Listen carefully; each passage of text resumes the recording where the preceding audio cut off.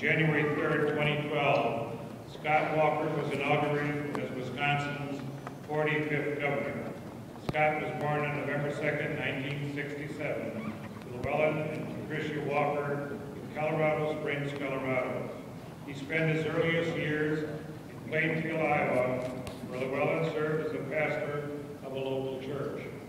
The family moved to Delavan, Wisconsin in 1977, when Scott's father was called to a pastor for a church there.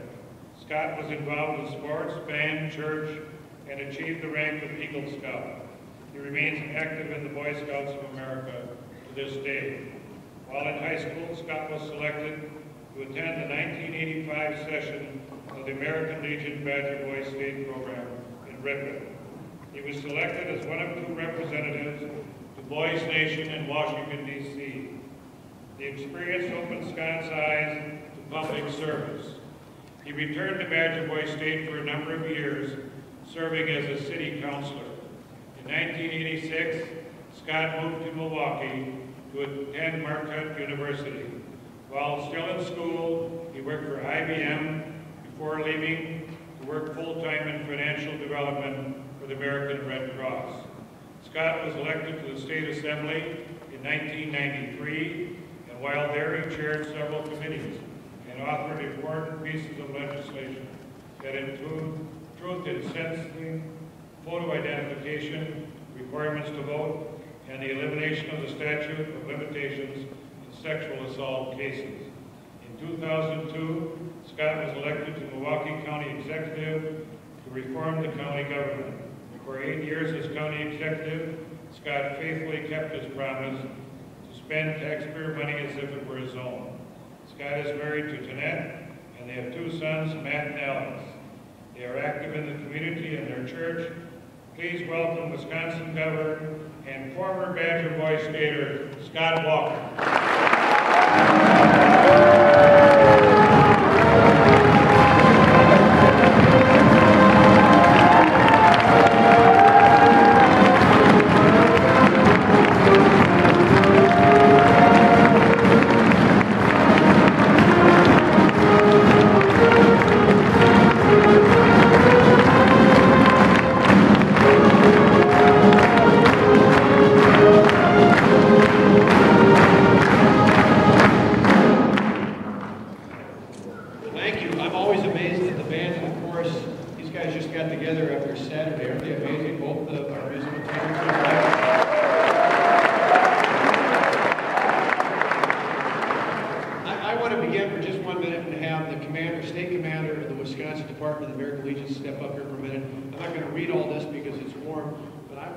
Present this to the commander on behalf of declaring this Badger Boy State Week all across the state of Wisconsin.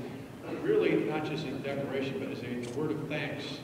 A thanks not just for someone who went through Boy State himself, thanks as a parent of a son who's here this week as well, both as a citizen and another son who's here as a counselor, but thanks to all of us across the state for both Boy State and Girl State, because you take the best of the best and you do something amazing to them every single year. And so the Legion helped sponsor this.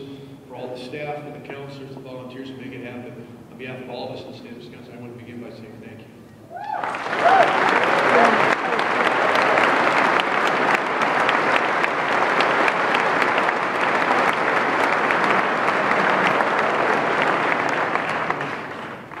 Now, having gone to Boy State, I decided as the governor and commander-in-chief, the generals could wear their jackets. I was going to take mine off. And because I know it gets a little warm in here, and I won't add too much because we want to hear from our new governor and swear in the new elected officials. I know it's an exciting night, but I want to begin with a couple of thanks right off the bat to echo what I think General Legwald mentioned as well. Thank you to all of our veterans, particularly those who are veterans or in military service in the Army. Happy birthday. It's the birthday of the United States Army today, 237 years. Happy Flag Day, another great tradition started here in Wisconsin. And thank you to all of you for coming, whether you've been a volunteer or supporter, just as a parent supporting your son as a part of this program. Thank you all for being here at Badger Boy State. Today, it's a nice reminder, as mentioned in the introduction, I went 1985, which, if you look back at my picture, I was actually a counselor, Governor like Buckner in Rusk, in Carpenter County, but I started out in Horn. And the one thing that's definitely different is you look at the picture back in the 80s, probably like a lot of dads here, I had more hair. Like my kids would say I had a mullet. But while a lot of things have changed, a lot of things remain the same, and it's a love for this program. And for me, it's kind of nice to have a couple of generations here. My mom and dad are in the front, just as they were last year, proud of their grandsons. They went to boys' state and girls' state in 1955 and 1956. In fact, one of my mother's friends on the floor from 1955 is still one of her best friends all those years later. So boys, remember, people you meet here, you better be good to, because they might be friends of yours long after you grow up and have kids and grandkids and the whole thing along the way. So that's probably amongst the many other great things you've learned this week. Hopefully there's a lot of great friendships from tremendous young men from across the state. I was honored to go here in '85, both the Boys State and the Boys Nation. And I've been honored the last 2 years, not just to be here, but for Tonette and I to be here as proud parents. The first as a citizen last year, Matthew, who's now council. And then again of Alex, who's a citizen this year as well. And not only as proud parents, but we're proud as Wisconsinites of all of you. All of you young men. All of you here, of course. We're proud of you. We're proud of you because you represent the best of the best. Your counselors, your schools, your community somehow saw something extraordinary in you. It sent a message. They wanted you to come to Boys State.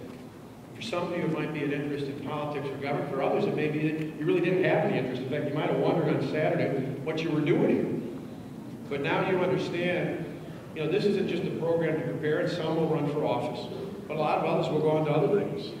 But you'll be great citizens. You'll be great members of your community, of your state, and great members of your country. And that's what this is really all about. I think back to when I was here in 1985, it was just as hot than a day like today. And I had the honor, the first time in my life we ever got to go to Washington. I'd never been to Washington, D.C. before, but when I went to Boys Nation, I was one of the 2 senators from the state who joined with young men from all across the country and went to our nation's capital. And a lot of times when you hear introductions like Forgiven, people say, well, that must have been where you got your interest in politics, in government. I said, yeah, that sparked a little bit of it, but I think more than anything, it sparked my interest in public service. You see, the veterans and the educators and the other volunteers who put on both Boys State and Boys Nation sparked in me, and hopefully sparked in you this week, an interest in public service. I remember for me one of the most touching moments in Washington when I went up to Boys Nation was not just at the Capitol or the White House. It was going to see the Vietnam Veterans Memorial Wall. Now, a lot of us take it for granted now, but in 1985, that was just a few years after it had been erected. And it's always interesting to me looking at that very living memorial and seeing friends and family and folks that were in the same platoon and others up there in that wall. It just reminded me what this was all about. Now, I came back this morning. Yesterday I spoke at the U.S. Chamber of Commerce. Last night I spoke to some college students at the Les Espin Center in Washington, or Marquette University's program there. This morning, after going to a session with the media, I made a stop, as I often have the honor of doing, over at Walter Reed. Walter Reed's now in Bethesda. It's where soldiers, Marines, the others in armed forces who've been severely injured go to recover. First time I went last year, I kind of expected I'd be down, that I'd be somewhat somber after going there. That's not at all what happens. In fact, I love going there because I'm inspired every time I'm there. See, I met a guy who was a triple amputee today, who was in the outpatient, and come over to see one of his buddies in the same platoon who had his arm blown off and was there, and he was going to kick his butt with what he had left to get him back in shape to tell him he was going to make it. If somebody can lose 3 limbs and still be optimistic about the future, there's no reason the rest of us who are blessed by God with all our faculties and everybody else can't be blessed for every single day that God has granted us. It's just an amazing experience.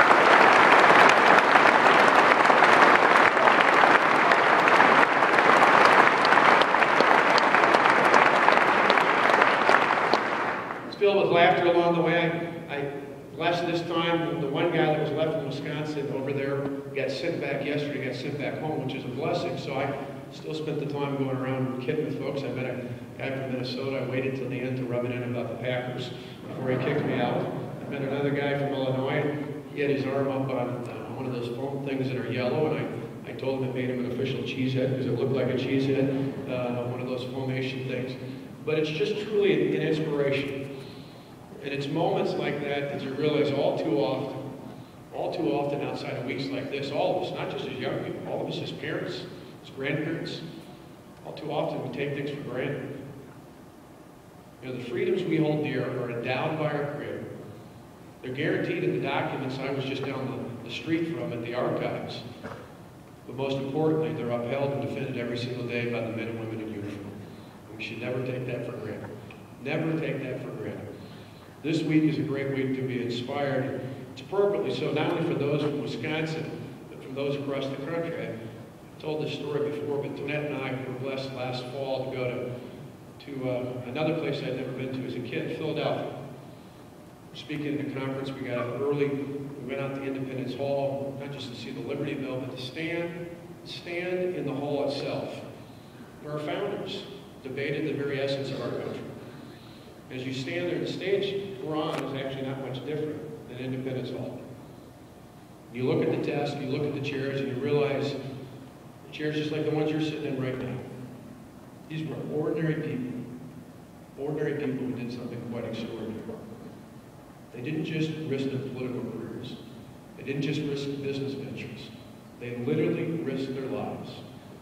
Ben Franklin had said appropriately at the time, we don't hang together, surely we'll hang separate. These were people who ultimately stood up and risked their lives for the freedoms we hold dear today, just like those men and women in uniform continue to do for us every day.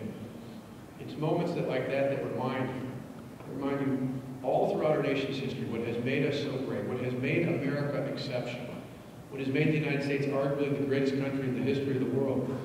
Has been in times of crisis, be it economic or fiscal, be it military or even spiritual, what has made America amazing.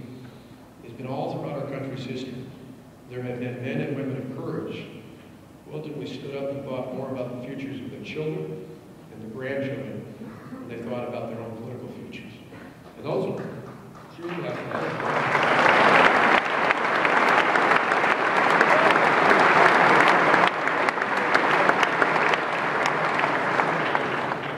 that future now depends on all of you. The young women I'll see next week at Badger Girls State as well, because you and them, those two groups together, represent the best of the best that we have to offer.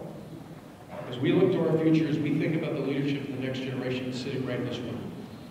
It's sitting right in this room. Whether you're the newly elected governor or you ran for mayor and didn't make it along the way, every one of you has talent and ability that was recognized in your schools and your community, and you are the ones who are going to lead us forward.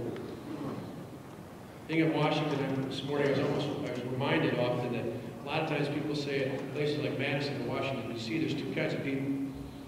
They're not Republican and Democrat. It's not liberal, conservative. There's two kinds of people in politics, and I would argue there's two kinds of people in life.